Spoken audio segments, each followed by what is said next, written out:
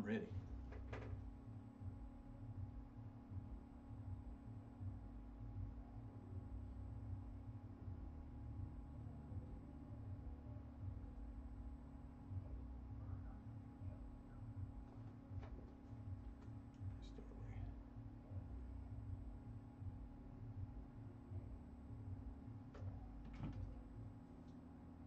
Been ready, Paul. Oh, shoot. Good morning. We are live. Thank you for joining us. You're watching KUHS The Stream, and this is the Weekend Boost. I am your host, Paul Lane.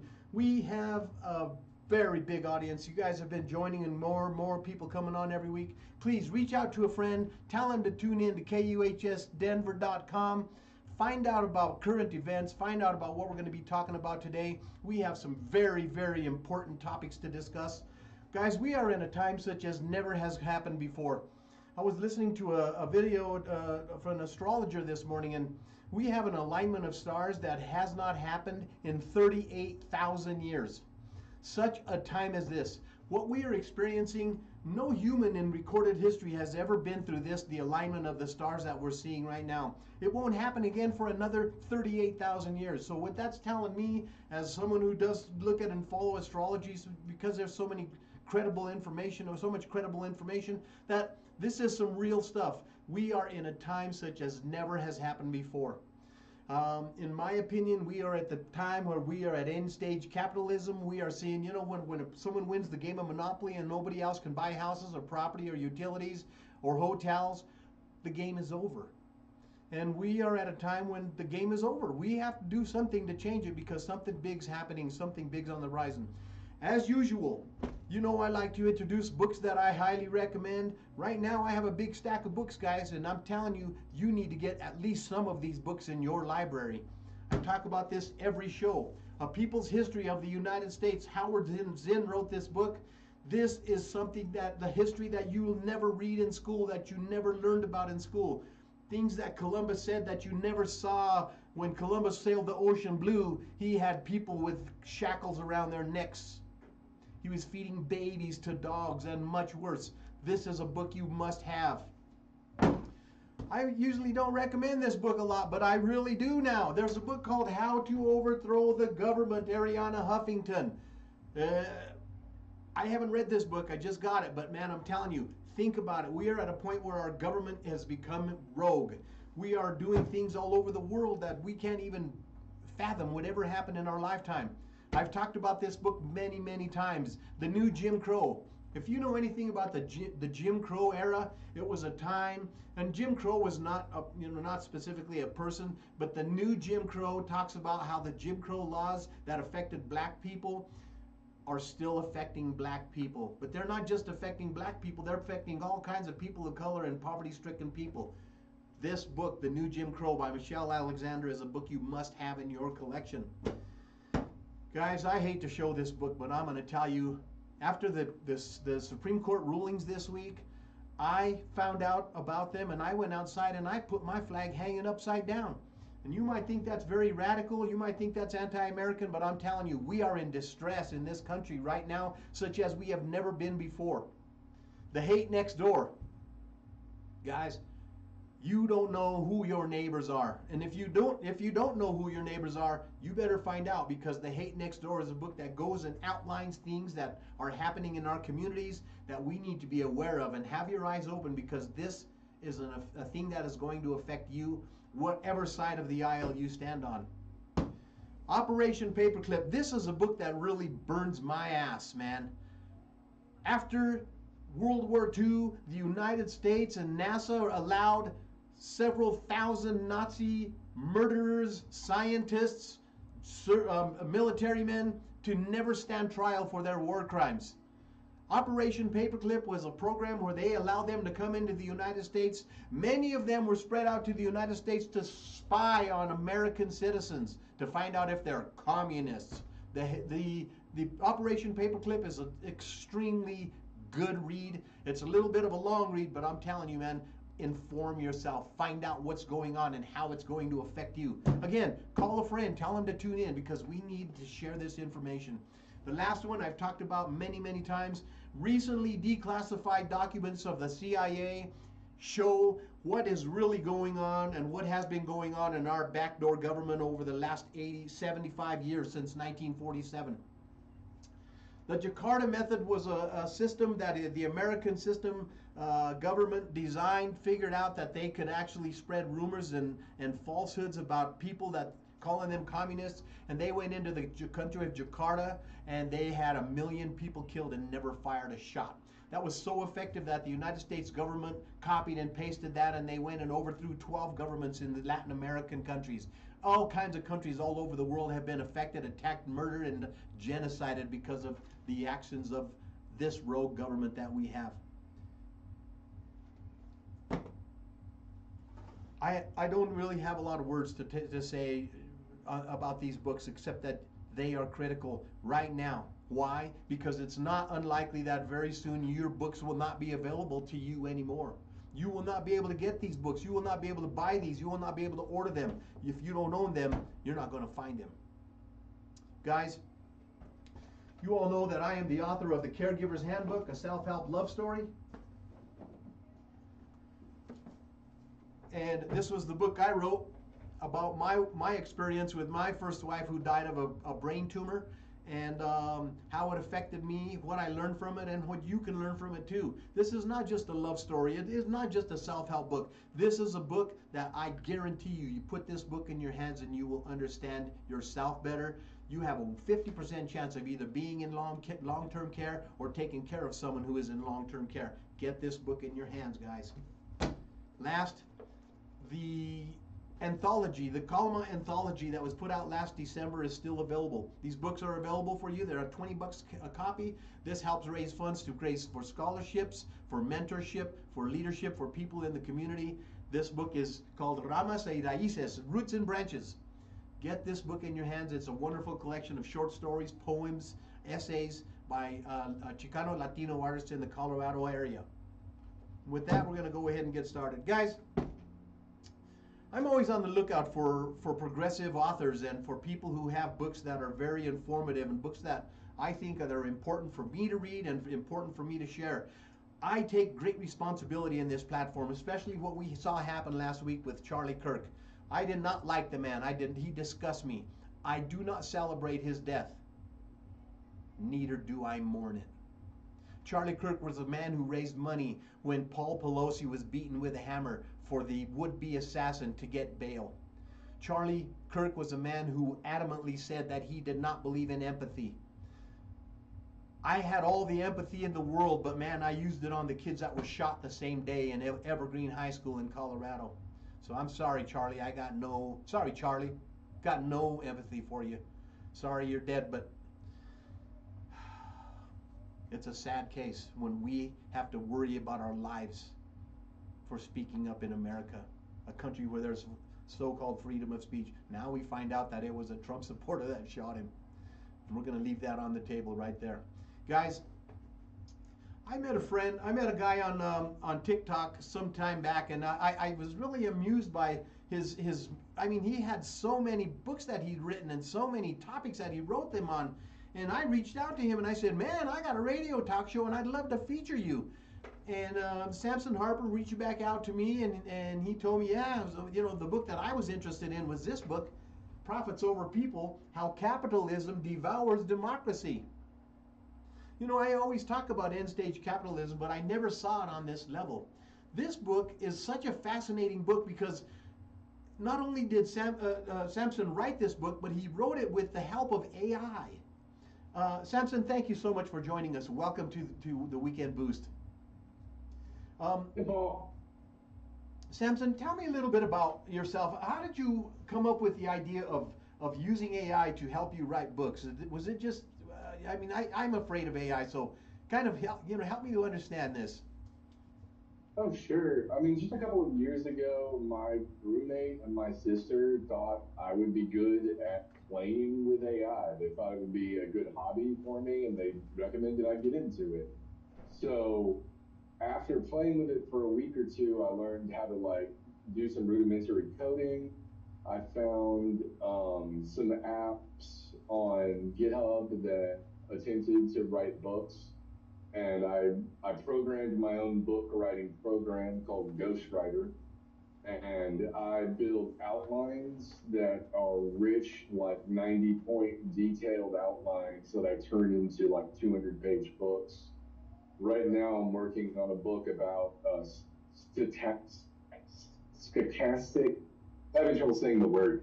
Stochastic terrorism. It's like the idea that if you put a bunch of hate speech and a bunch of like violent rhetoric out to the airwaves and it reaches millions and millions of people, someone might eventually do something violent, even though you never specifically told them to. Hmm. Boy, that's more than coincidental. Right. You know, and we can apply that to the experience with Charlie Kirk. You know, this guy that wrote him was not that killed him. Well, allegedly killed him. Um, was not a Democrat. He was not someone who we would ever expect to be doing this kind of thing. Yet he was affected by this outpouring of this politically charged rhetoric. I mean, in my experience, like the history of American political violence, like direct assassinations, are almost always carried out by right wing individuals. Mm-hmm.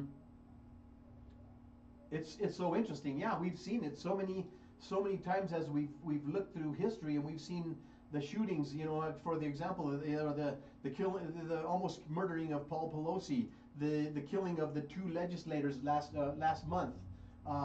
You know, the Parkland school Yeah, it shooting, was the the whole. Pulse the nightclub. I mean, over and over and over, and you know, and it's really all seems to be following some kind of violent, radicalized rhetoric that's put out in the airwaves, and someone is somehow affected by that, whether directly or indirectly, and they go and they act violently.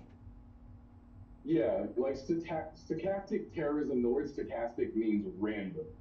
Oh. And so the idea is that you have like a revolver with a million chambers and one bullet, and you just spin it and keep pulling that trigger until some random individual commits a random act of violence, even though you never specifically told them to. Wow, that's wild. Um, is that a sign of the times? Do you think that is that just a human nature thing, or is it a predictable thing, or I mean, how does this like, how do we explain this? Well, I mean, in America, we have this problem called the Overton window, which I also wrote a book about. It's called No Left Left. The Overton window says that if you have a political wing in a country that is extremist and loud and stays that way for decades, that they shut out the extremists from the other side. So if we have a news organization like Fox News spewing right wing rhetoric for decades, it means there are no leftist extremists left in this country. Bernie Sanders will be considered a moderate in Europe, Mm-hmm. but he's considered a left wing extremist in the United States because of the Overton window. Wow. And because of this, we get more and more radicalized right wing media that just pushes the entire political climate right and further to the extreme, which just increases that stochastic violence. Wow. You know, it was so interesting. You know, as you were talking, I was thinking about all the music festivals that we have going across the country.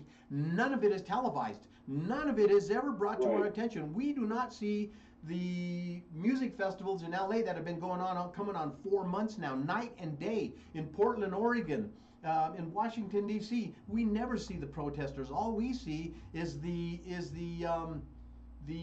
law enforcement, and Right. I could see how that could really sway public opinion in a way that we only can see one side.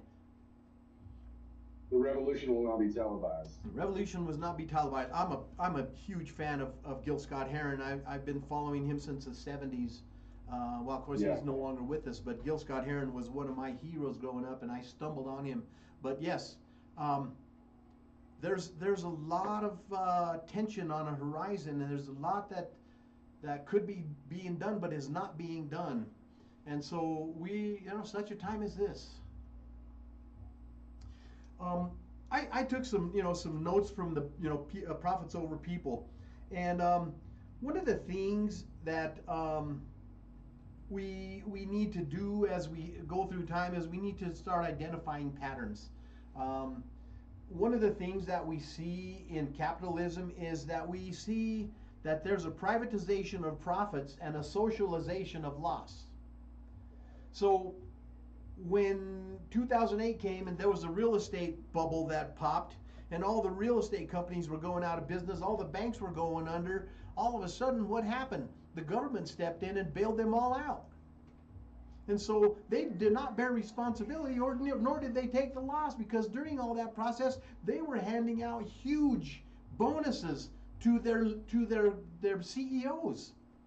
And so even though there was a terrible loss, they were basking in the sunshine, and while we were all sitting in the rust bucket. Absolutely. And like people don't talk about like in '99 Glass-Steagall was repealed, which led to the housing crisis because we used to separate privatized banking from the housing market. Mm. So when people started making risky gambles on the stock market, it didn't put the housing market at risk. Mm. But we got rid of Glass-Steagall in '99, which meant it was all up for grabs in Wow. 2008. Wow. And so there's little legislative laws that are being passed that are diminishing public protection, or our ability to defend or protect ourselves from a collapse. And so rather than have someone pay the consequences for what they're doing, we're stepping in and saying, hey, don't worry, we'll be your golden parachute in essence. And so Yeah, absolutely. So much has to do with deregulation. Recently we've heard about them trying to get rid of the FDIC. Regulation in loan practices, regulation in, I mean, not just that, but environmental regulation, safety regulation in all areas. Regulation has been completely hijacked in favor of capitalism and profits. And so we're starting to see the backlash of that, and it's not a good thing. It's definitely not a good thing. The bailouts, whether it's the auto industry, whether it's the mortgage industry, whether it's the banking industry, every one of those has been bailed out by the United States government, and every one of those people who have destroyed them systems has walked scot-free. And that is exactly what we're seeing in capitalism. And that is how capitalism devours democracies.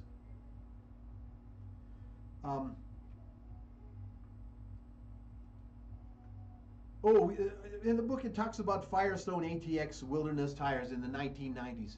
They came out with a tire, and there was a labor shortage, and they were in a big hurry to make big profits. And so what they did was they started making these tires haphazardly, or essentially with insufficient tread bonding. And what happened was they came out with a defective tire, and over 148 people were killed by these defective tires. Over 6 million tires were recalled, and guess what?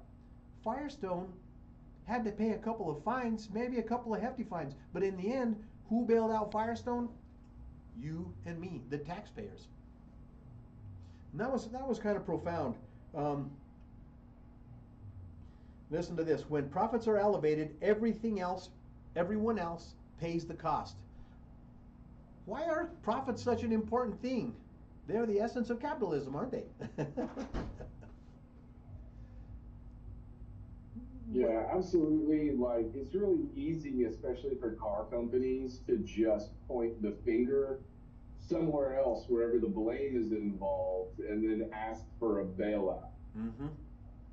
And we're always quick to respond in a compliant manner. What is the cost? What is the cost when we have profits over people?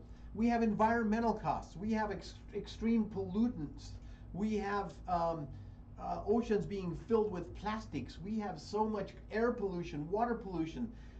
People pollute land, sea, and air with reckless abandon and as if there is no tomorrow. Safety. You know, I was a certified safety instructor for several years and OSHA safety instructor. And when you compromise on safety, you literally put the lives of every individual on a job site at risk in the name of profits. And it cannot happen. We must go beyond this because it's very dangerous. Economic fairness. One of the biggest downsides that I've ever seen in capitalism is when progress happens, someone has to pay a price. When a highway goes through, someone else has to be sacrificed. When a new concept goes up, there's some give and take, and so the one who's doing the give is always marginalized groups. It's always people of color. It's always women. It's always people who are ill, people who are not well, people who are not able to keep up with the societal changes that are happening. And so it can be very, very damaging and destructive to those affected by this. And then the biggest one of all, the extreme wealth disparity. Do you think capitalism has something to do with the extreme wealth gap that we have in the world, not just the United States? That's kind of a no-brainer. Sure. I mean, like, yeah, absolutely. Like, capitalism creates this gatekeeping problem where the ultra rich are like dragons hoarding wealth. So entire industries of like lawyers and accountants come up to make sure that their wealth never gets touched by taxes, that it can be hidden in offshore accounts. And then that becomes, they set up barriers stopping middle class people from like approaching these levels of wealth, from like entering these tax havens. And so that's a self-protective mechanism at the cost of the masses. Oh, this was profound. There's a growing chasm of this gap, wage gap. Let me see here. In 2015, $70,200 was the average income. In 2024, it hasn't hardly changed at all. Minimum wage in the last 20 years has not gone up at all. And so as prices increase and our income stays stagnant, we are literally left holding the bag, and we're left holding nothing because the bag is empty. Oh yeah, something like 0.01% of the population controls as much as the bottom 90% of the population. Yes. And that's not sustainable. No, not sustainable at all. And programs like Citizens United actually make this even easier for them to manipulate the political system, the legislative process in every way.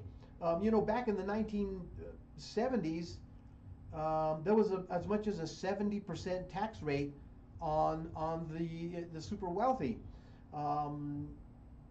That now by 2021 was down to 37% tax rate. There are so many, and then on top of that we have tax loopholes. People, I remember when there were the presidential debates between Clinton and Trump, and he said, I don't pay taxes because I know how to work the system. And when you have the rich people making the system, they're obviously going to make the system for themselves. Like, for example, if you buy a vehicle, well, I don't know if that's going away now, but if you buy a vehicle over 7,000 pounds, you get a huge tax break on it. Who made those laws? Congressmen who drove vehicles over 7,000 pounds. They always do self-serving legislation, and we are always left holding the bag again and again and again. We're left holding the bag. If you don't have money to buy a 7,000 pound vehicle, guess what? You're not going to get a tax break. Now they're making a lot of that has to do with I'm sorry. No, a lot please. of that has to do with the revolving door between legislation and private like equity, where like someone who's on the board of an oil company retires to get elected into Congress or the Senate or like state Senate, and then sits on a committee that helps regulate the oil industry. Then they retire from the government and go right back to working for the oil company. Yes. oh man, I can't think of his name. He was in during the Bush administration, little short guy with glasses. He left the government and went to work for the FDA, and they knew at the time. Oh, I'll think of his name, but they knew at the time that aspartame had a lot of side effects. That it was a very dangerous artificial sweetener, and they should have never been legalized. But because he had his place in the government and he knew the huge profits that could be made from the production of aspartame, he legalized it. He made it so that we could poison the American people, and he could make profits at it. And so that was that was when I was reading that about the revolving door. It's a fox in the hen house scenario. Yeah, absolutely. Like I was also going to say earlier, you were talking about the disparity of wealth since the 1970s. In the 70s, the CEO made about 20 times that the salary of an average worker, and now it's about 285 times. Jeez, man, that's unbelievable. Um, when your boss makes 285 times what you make, how do you feel valued? How can you feel like you Right. really are giving some kind of a contribution? And even though you're making the largest contribution, you're getting the smallest return on your investment of energies, and that's just not right. Um, when we start having this kind of a system,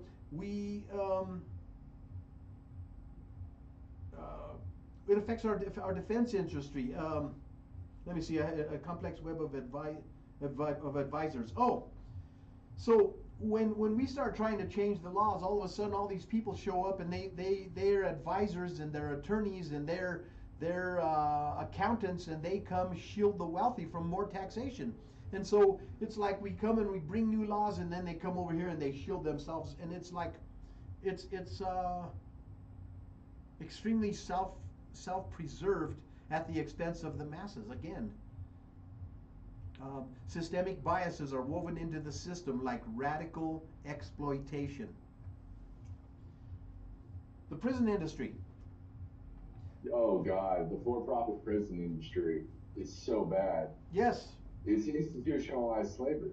it is absolute legalized slavery. People own those prisons. Shareholders own those prisons. Therefore, they Right. own slaves. Before the pandemic, there were 159 private prisons in America. I haven't been able to discover how many private prisons have been built since then, especially since January of this year. But the private Yeah. prison industry is a very destructive process on society at large.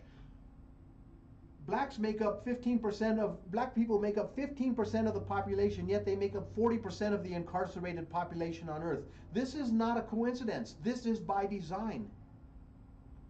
My daughter Yeah, wants. it's like Yes. we have the world's largest prison population. It's something like China has 5 times as many citizens as us, but we have 5 times as many prisoners as them. Yes.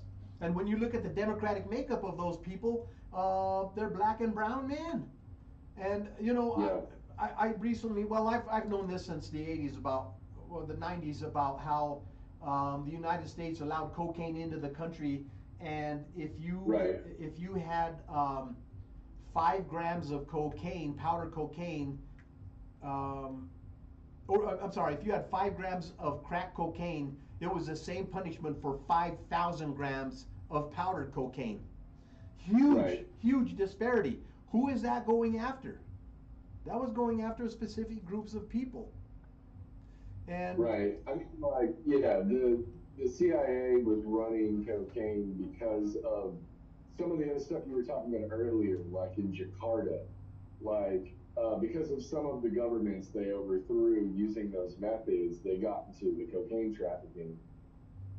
yes, and it became a very, very lucrative business for a certain group of people at a Right. huge expense to another group. Um, Redlining, denial of services like mortgage protection for people of color, generational health wealth for home ownership is non-existent. White people own 9 times more homes than black people. And it's not because black people are not proficient with economics. It's not because they don't do their best and work hard and try to save their money. But when they go to try to get a loan, and the loan officer looks at them and sees them in front of them across from the table and sees they're black, they put a little check mark by their name. Sorry, you didn't qualify for this loan. And you know, in the past, we've always said, well, I guess it's just bad luck. I guess, you know, we looked at it and we said, well, the luck of the draw. I guess I just didn't get it. And the fact of the matter is, it was systematically processed for them to be redlined. Right. I was talking to someone yesterday about the idea of reparations for slavery, and I was just like, well, yeah, of course, obviously, because like there's systemic like inequality baked into the system that's been there for generations, preventing the accumulation of generational wealth. Yes. And people don't understand that concept. We have this idea of rugged individualism and individual responsibility, but that is not how social equity functions. Mm. Wow. This is truly a complex issue. Um, I have pages and pages still of notes to talk about, but man, something happened between the time we scheduled our talk and today's show, and that was the Supreme Court just put forth legislation that says that the Fourth Amendment no longer applies to a certain group of people in the United States of America. Yeah. And by that, they said that you know it is okay to stop and search someone. It is okay to racial profile someone. It is okay to handcuff and literally incarcerate or imprison people without due process. And you know, a lot of the people on the right, if you're on the right listening to this, please hear me out here. This does not just affect people of color. This does not affect immigrants, because now the law is in place that they do not need to use due process. And how does that affect us all? I mean, once you normalize racialized stops and searches, no one's safe from government overreach. No one. Just like if they stop you and you say I'm a citizen, and you go, I can prove it, and they don't care, they'll just detain you anyway. Yes. Well, I could say I'm not a racial minority, and they can just say yes you are, and just detain me anyway. It's their opinion, and only that. And there's no right. They don't have to verify. They don't need judge's orders. They don't need a search warrant. They don't need probable cause. They don't need any of the traditional things that protect you and I as citizens. And so, and not only that, this is focused on a specific group of people who look a certain way, if you know what I mean. And I, for one, am not going to stand by and let it happen. I'm going to do everything I can to fight this. And you all should too. It doesn't matter if you're on the left or the right. This is affecting you, your freedom, your security, your safety, and your future, guys. All of the above. The militarization of police and SWAT teams being used against the public. We're seeing it more and more. You look at the police budget, and they're needing armored cars, and they're needing these drone warfare machines, and they're you know, and we have a foreign country training our police in cop cities. I don't know about you, Samson, but that really burns me up. I watched the brilliant Battlestar Galactica reboot where their general said, there's a reason you separate the police from the military. Mm-hmm. Because the job of the police is to protect the people from domestic threats, and the job of the military is to protect the people from foreign threats. Oh. Once the military becomes the police, the people tend to become the domestic threats. That's exactly what's happening. Is, you know, when Trump was running in the last election, he said there is an enemy within, and it is the Democratic Party. And I never was anybody's enemy. I've never had any cruel or rude or nefarious intentions toward any other human being. And you know, when I heard that, and then knowing how his followers listen to his every word and hang on it, I became very concerned. That's that stochastic terrorism again, where they're encouraging violence in a vague way, mm-hmm. in the hopes that if they reach hundreds of millions of people, one random person will act on it. Absolutely. You know, after the shooting of Charlie Kirk, man, I'm telling you, I was very concerned because I live in a, you know, I have a lot of right wingers in my neighborhood. But I'm so angry now, I'm beyond afraid. I'm at a point now where I'm saying, you know what, I will not sit back. I would rather die on my feet than to live on my knees, as Emiliano Zapata said, or bring it closer to home. Thomas Paine said, give me liberty or give me death. This is not a left or right thing. This is a human being thing. Talk about the writs, the from the 1700s, the writs that were going on. The writ of what? The writ of suspicion. Writ of suspicion is where the Fourth Amendment comes from, because it was essentially an open-ended warrant that just said, hey, we don't like Paul Lane. We can go look at that guy and break into his house and search through all of his stuff, looking for anything we want at any time for any reason. Yes. And so the Fourth Amendment meant, no, you have to say who you're looking for and why. And even if you have a warrant, you have to say what you're looking for specifically. You can't just go dig through everything looking for whatever you find. Exactly. Like, these are all meant to protect you from unreasonable search and seizure. And while that's still technically the amendment, it's been neutered by Nome versus Perdomo on the shadow docket this week.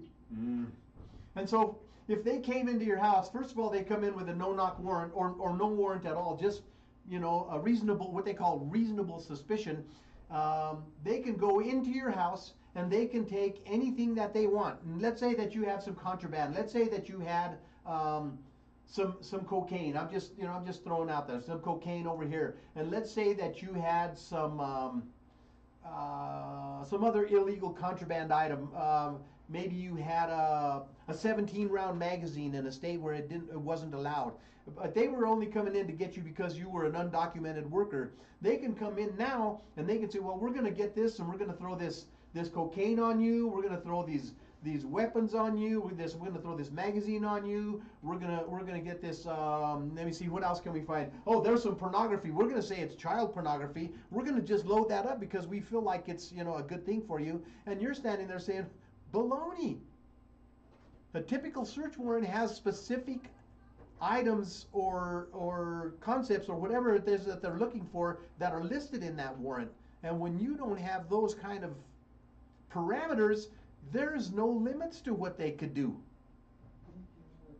Right, like in the past, it's always been like, if the warrant didn't cover something and they tried to submit that to the court would say, well, that's inadmissible because the warrant didn't cover that. But now, that's pretty much all out the window. And that really opens up the gateway for cops to just frame anyone any way they want at any time. And there's some backlash that happens with that. That's a very dangerous thing. Hold up the book, The Abduction of the Fourth Amendment, would you? Oh, I don't have a physical copy of it. Oh, it's still a digital copy. Okay, so this was so fascinating that we were just discussing it, and you said I can have a book made on the Fourth Amendment here in the next day or so, and so it was like, holy cow, are you serious? Yeah, I was just working on the one on stochastic terrorism last night, and I don't know if Amazon's going to publish it because, like, it covers the assassination of Charlie Kirk. They might ban it, but yeah, my book projects, when I'm working on a book that's like between 150 to 200 pages, I can probably get an entire book done with like a cover ready to publish in like 2 or 3 hours if I want to like read and edit the entire thing. Wow. Because I'm a speed reader, so like I can read 900 words a minute. Wow, that's pretty cool. I'm a very slow reader, but I have a good retention rate. I'm just going to read some of the notes that I have here. Born from colonial anger, there were intrusive invasions, unchecked government power. They provided a legal shield. The Fourth Amendment actually provided a legal shield against arbitrary powers and demand for legal written protection. And talking about exactly what we talked about. When you have a search warrant, it is a specific search warrant for specific items and nothing else. Um, it provided the right of the people to be secure against unreasonable searches and seizures, and it shall not be violated. That was the law. You needed a warrant based on probable cause, solid reasons to believe, and it had to be signed by a judge. It had to have particularity and specifics in it, and that's what we were talking about, specifics.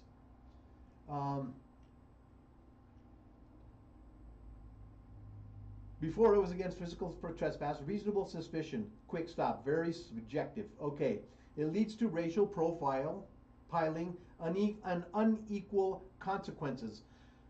So, the Supreme Court passed a law that said reasonable search and seizure no longer exists. You can go if you think, for any reason at all, that Samson Harper is or could be associated with immigrants, then he could be a suspect, and they can take you and they can literally confiscate everything that they have, that your car, your wallet, your money, everything. And you're back in the 1700s saying, "Oh, this is not right." But it's just Kafkaesque. You're just railroaded without any options. Like, it's the same thing with like anyone that ICE is trying to deport. Like, whether or not they're a citizen, they can't claim any protections of being a citizen because they're just going to be detained without trial, which effectively makes right. If you're detained without like proper like process, and you're taken to something like a prison, that's a concentration camp. Because the difference between a prison and a concentration camp is due process. Wow. Did you hear that, guys? The difference between a prison and a concentration camp is due process. This applies to you. Left, right, middle. This applies to you. And then what happened was we as time went on, we started seeing more and more technology. And I wrote Carpenter versus the U.S. in 2018. Phones are a tracking device that share a lot of data on you, detailed location history.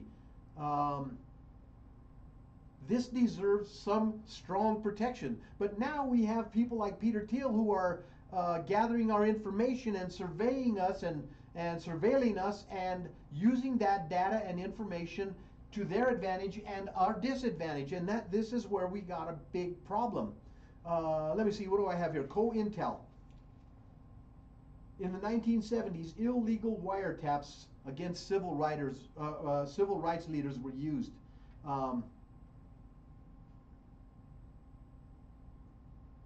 And when that happened, they were able to go and follow you and do anything they wanted if they didn't like you. Really, it's more that if they didn't like you than if you did anything wrong. Right. I got this Japanese internment camps, mass incarceration without suspicion, and they raided homes. And they literally took their property, put them in concentration camps without due process, and they never let them out until the war was over. In spite of the fact that there was not one act of aggression from any Japanese citizen at any time. Very similarly today, the people who break the laws, the people who are the felons, the people who are the real rapists, they are not the immigrants, they're in the White House. I don't mean to generalize, but that's kind of where we're seeing. That's very specific. They are in the White House. Yes. Operation Wetback in 1954, the United States, much like they are today, decided that they wanted to round up people who were from Mexico, even though they had invited them over years before in the Bracero program. Well, they deported, no one even knows the true numbers, but they say they deported at least 100,000 American citizens, many who didn't even speak Spanish, deep into Mexico without due process. And without the Fourth Amendment, we are all at risk. Guys, I hope that brings it a little bit more to light.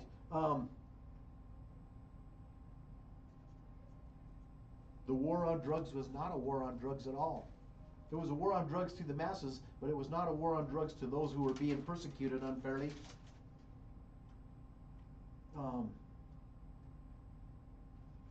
When you have no-knock warrants, you loosen the Constitution's powers and protections. Um, and then go forward to the 9/11. 9/11 produced the Patriot Act. And here's the problem with the Patriot Act. A lot of what were temporary laws ingrained themselves and they embedded themselves in the legal system and they became the law. The law of observation or surveillance from the government, the law, many different laws from incarceration to torture. I mean, there's so many things that the Patriot Act opened the door to that we're sitting here saying, what the heck happened here? Yeah, it's a really bad slippery slope that, like, once emergency powers or extreme situations allow you to bend the law, it never snaps back to normal. So, like, that just becomes the institutionalized standard, The norm. until a later president comes along and is granted even further emergency powers, or just takes them, and there's nothing to stop them. Listen to this, Samson. In 1864, Governor John Evans made a proclamation in Colorado. And that proclamation said that it is legal for you to kill any Indian, Native American, and steal his or her property. That law stayed in effect until 2021, when Governor Jared Polis overturned that proclamation. That's how these things ingrain themselves, and that's why you need to be aware, and you need to be opposing this, and you need to stand up, you need to be on corners, you need to be protesting, you need to be calling your legislators. But again, I've said it before and I'll say it again. I've tried all of those things, nothing helps. We can't protest, man, we speak too loud, they'll shoot us. We need to stop participating. That's what I'm doing. I don't go to chain restaurants. I don't go to fast food chain restaurants. I don't go to any only privately owned stores and businesses whenever I can. I've canceled Amazon Prime. I've canceled Netflix. I've canceled all my pay channels. My wife and I buy all our clothes secondhand. If you look at our cell phones, they're both cracked up because we will not buy new phones because of what's going on in Congo and the slavery that's going on there. We don't make any major purchases. We'd like to buy a new car. Even, all of the EV benefits are going out on the 30th of September. We're not participating. We are stopping. Imagine if just 20% of the American public were to do this, to join us. Just imagine we could do that for 2 days and they'd be knocking on our door begging us to come back. But there's a lot of division. That's absolutely true. You gotta hurt them in the wallet for sure. Yes, and they divide. The government knows that the Latino community is the 5th largest buying population on earth. We have the economic power to supersede many countries on earth, but we're so fractured. And the United States government intentionally does those things to fracture us. For example, there's a thing called the wet foot, dry foot law. If you were Cuban, no other Latino community has this right.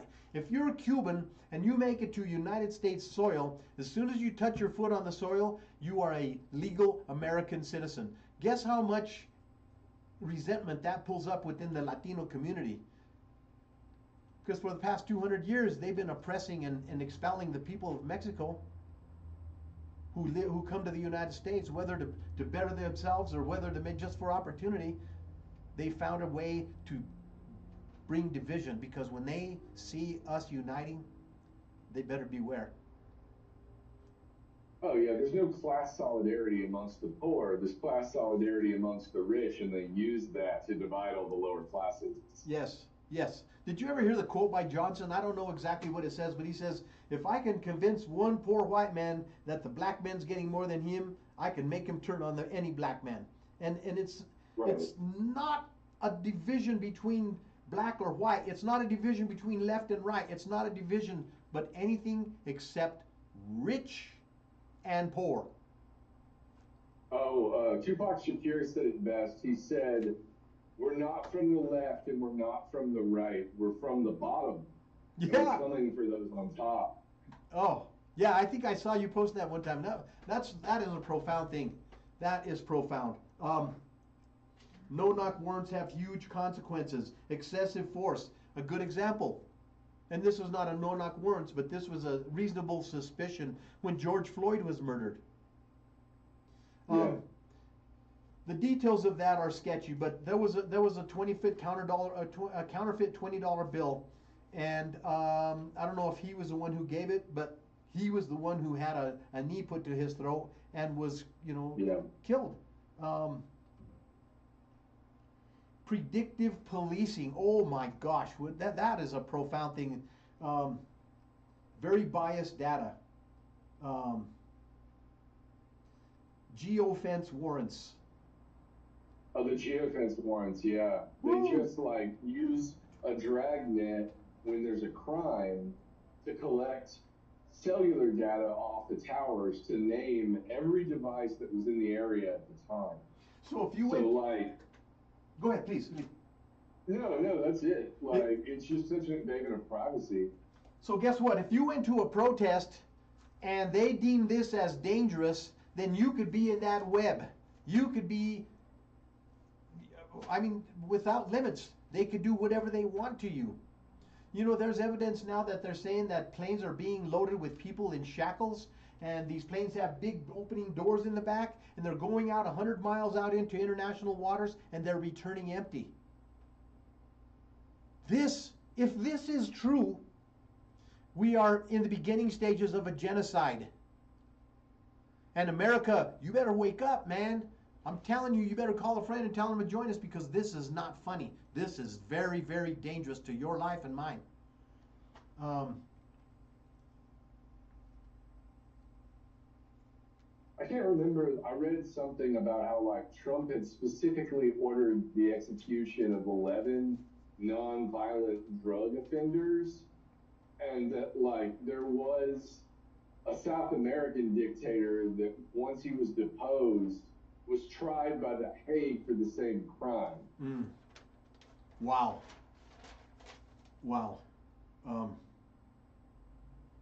When you have law being enforced with warrants, warrantless searches without a judge's signature, without probable cause, then you're going to have less oversight, and you're going to have much more abuse, and you're going to have people that are going to have to pay the price for this.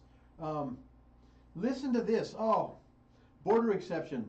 There is a new law that's been passed that within 100 miles from the border, federal agents need no warrant or suspicion, including to search you and your property.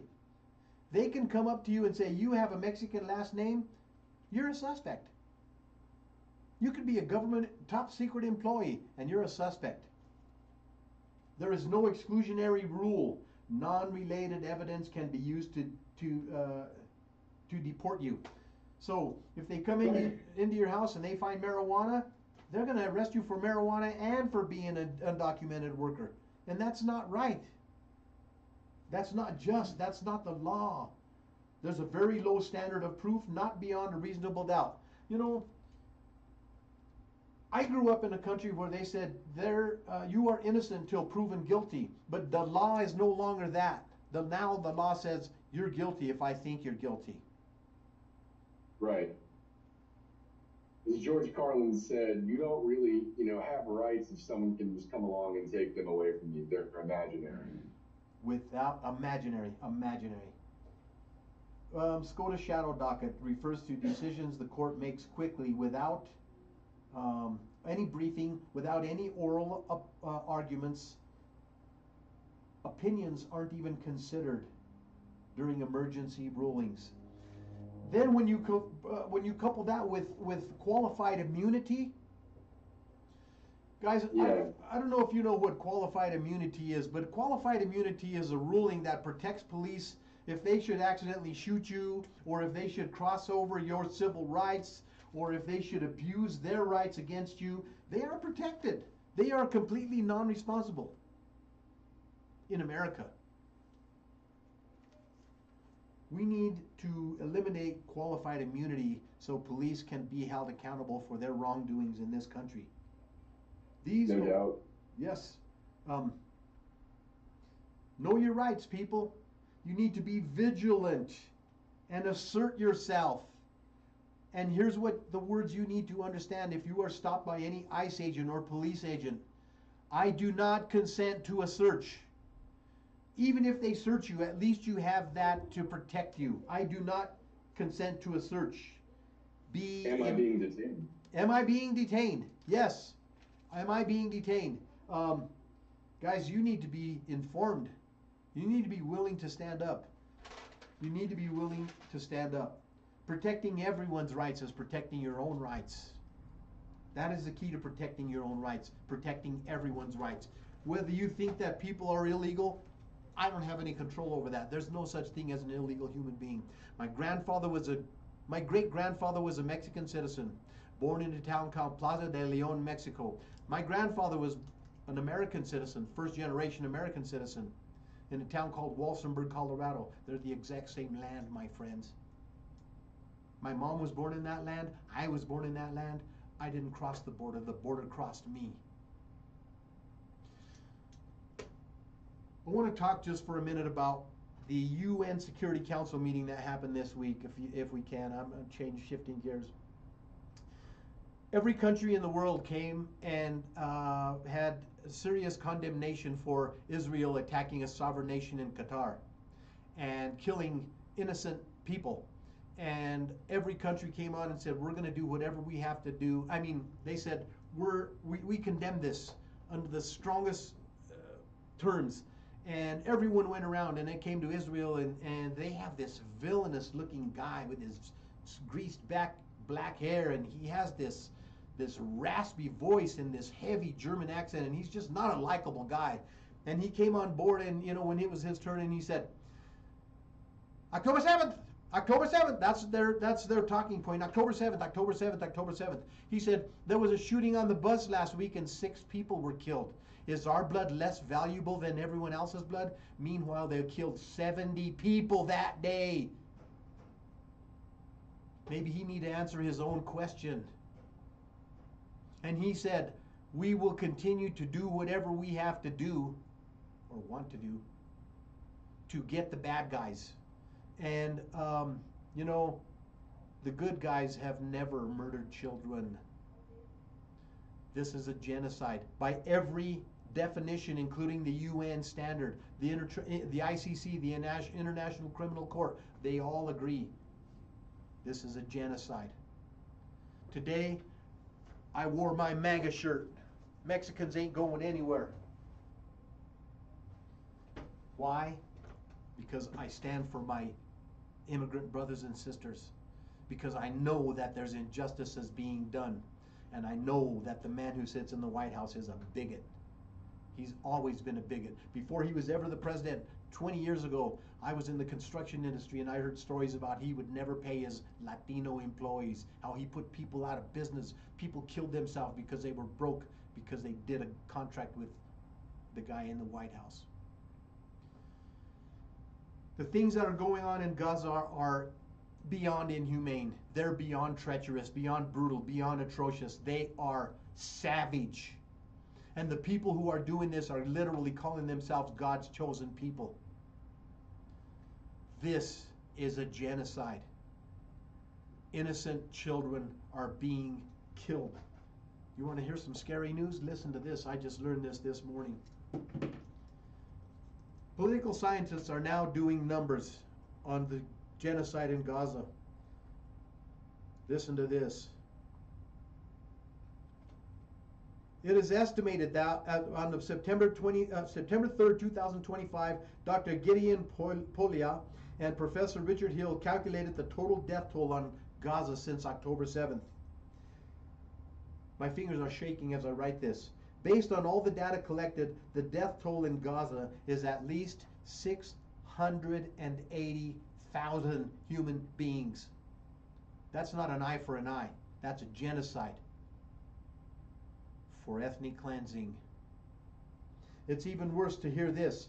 380,000 of those killed were infants under 5 years of age. 99,000 children 5 or older. 63,000 of them were old men and old women. You can't dispute this, man. I heard like a statistic where someone was trying to get this number through your head, where they were like, okay, so last week in Ukraine, 10 children died in the war, and that's really tragic. But in Gaza, 300 children died because Yes, that's the difference between a war and a genocide. absolutely. That's the difference. Guys, this has been a fast hour. I'm just so thankful and humbled that you all joined us today. I close out every show with these words, and I'm going to finish with this. Everybody's looking for a hero. If you can't find one, be one. Samson Harbor, keep on putting out information that people can use, people can benefit from, people can grow from. Now, I just want to throw this out there because we were talking about AI books, and a friend of a friend of a friend actually programmed an AI to have a 500 IQ and to assess this subject that sits in the Oval Office from an objective point of view. A 500 IQ, and he came out with this book, Cringe Worthy. They are very terrified. Huh? I love the art. Yes, isn't that great? Guys, this book does not use any names. It does not identify any human being. This book only looks at a subject, the subject that it was programmed to analyze. And guess what? It's not looking good. It doesn't say much good about that guy. Guys, find this book. Get it in your hands. Hey, Henry, where can they find this book? Amazon. Amazon. Now, I don't go to Amazon, but that's where you get it. Cringeworthy. AI-generated character assessment of an interesting subject. Samson, this has been such a fast hour. Thank you so much for being on the show today. Your input is so valuable. And I don't know if we just lost him. But guys, you've been watching the Weekend Boost. This is KUHS The Stream. And as always, stay tuned. I believe Paul Chavez is going to be coming in, Mr. International. Going to put on some good music for you. We love you. We thank you. I'll see you in 2 weeks. We're going to be talking to the guy that's training with Johnny Canelo for tonight's fight. It's going to be a good show, guys. See you next time. We're talking about immigrants.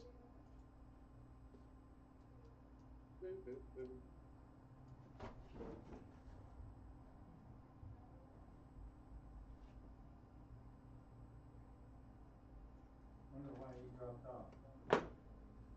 I don't know. Well, maybe. Run out of battery power. No, it's plugged in. Maybe he ran out of battery power. Oh yeah, he might have. That might have been what it was. Whew. Oh, I hope that wasn't too radical. Oh, heck no, that was bad. Then you got that book at the end where. Oh, thank you, man. That was great. So it fit right in with what you were talking about. Yeah, man. More and more people are waking up. I believe that they're saying, man, this guy I've been following is not he's not really doing what he said he was going to do for me or for anyone who looks like me. You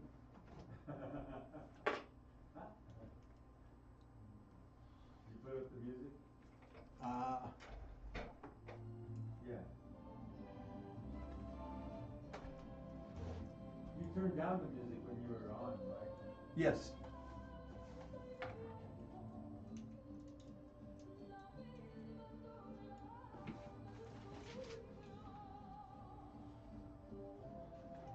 Yeah, man, I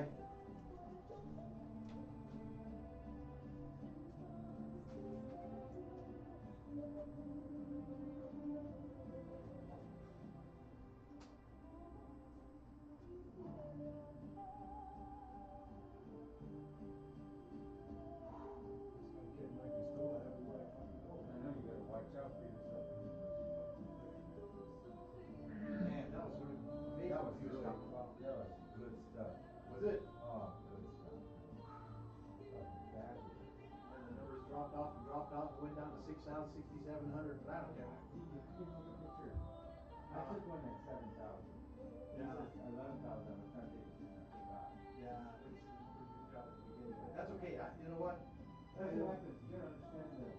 I don't know, if you're in the car and you listen to a song, you like it, You go back. You might go back for it. Yeah. Yeah. What are they talking about now? yeah. Yeah. But it's not that you're really dropping, it's that many people are staying with you. $7 grand. That's a lot of people, man. Yeah, That's a but big. they're staying with you. And the other one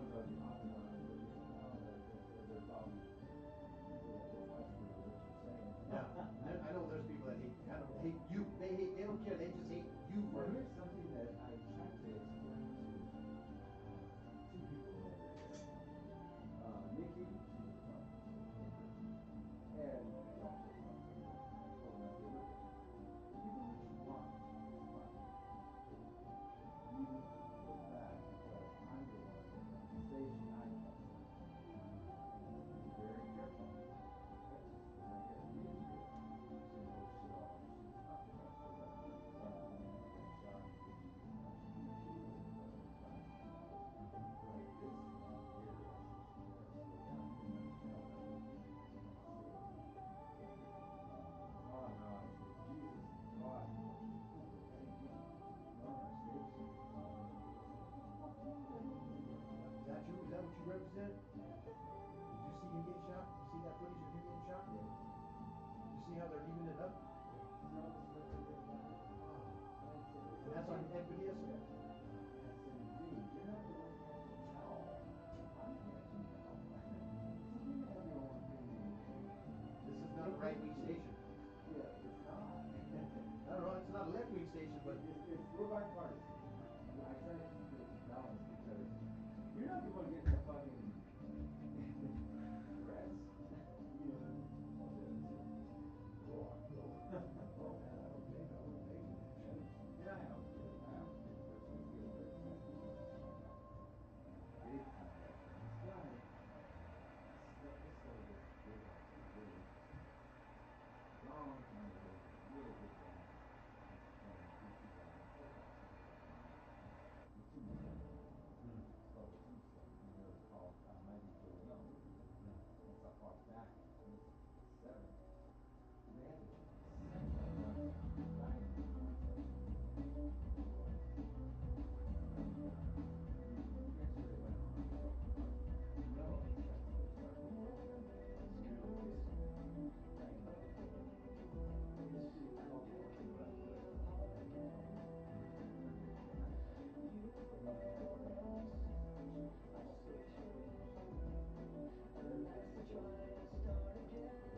remember. Tell me about it. Go on.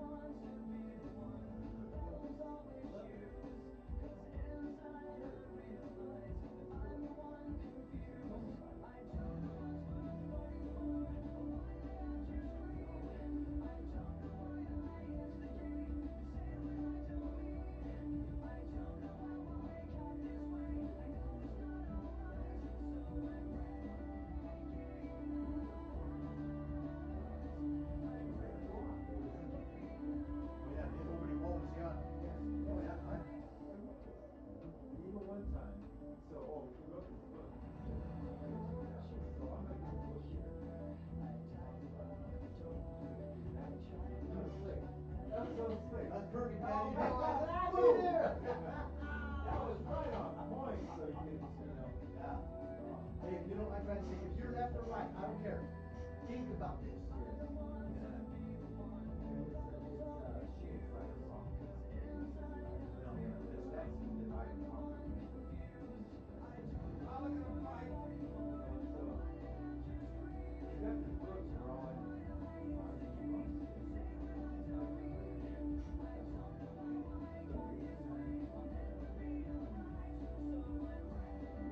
So he reads and we were around from the early 70s. So he was there all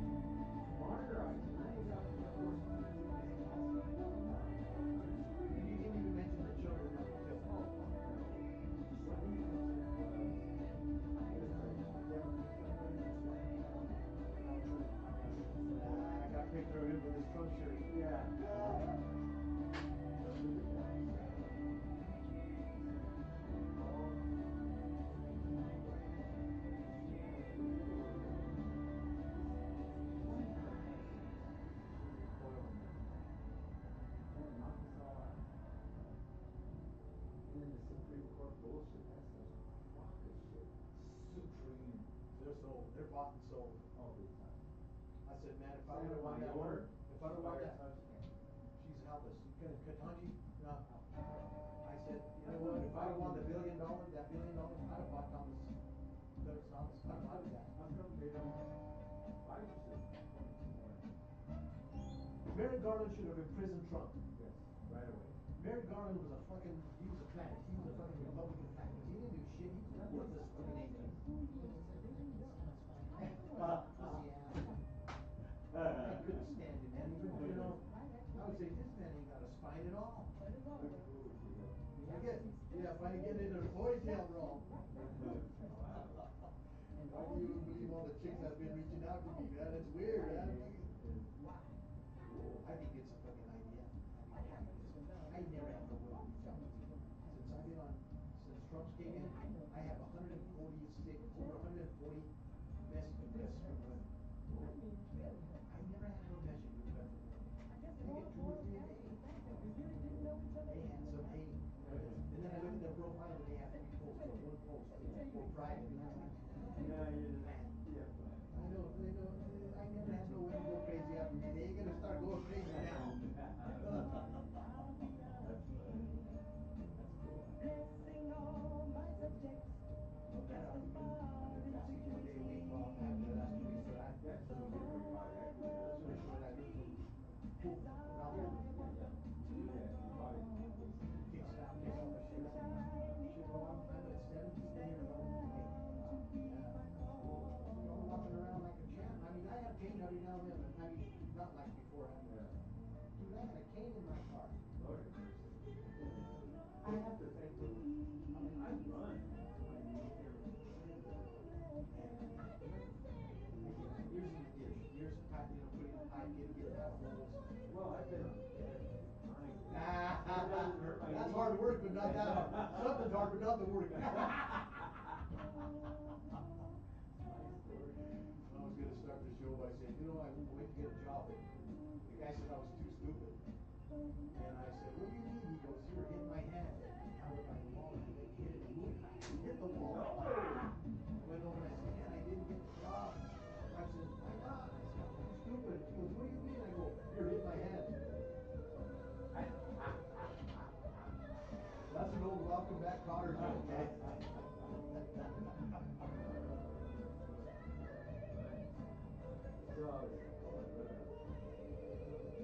Home Depot. They got me on silence and they let me hook up to those ties. So how you talk on the phone? I go to the phone for me. Yeah, sold the phone for me. Oh, fucking bullshit. He goes, he said I was speaking Spanish and they folded me. And I told him I was talking English and it was translated in Spanish because I was trying to pick up a gig worker. It was the phone, not me.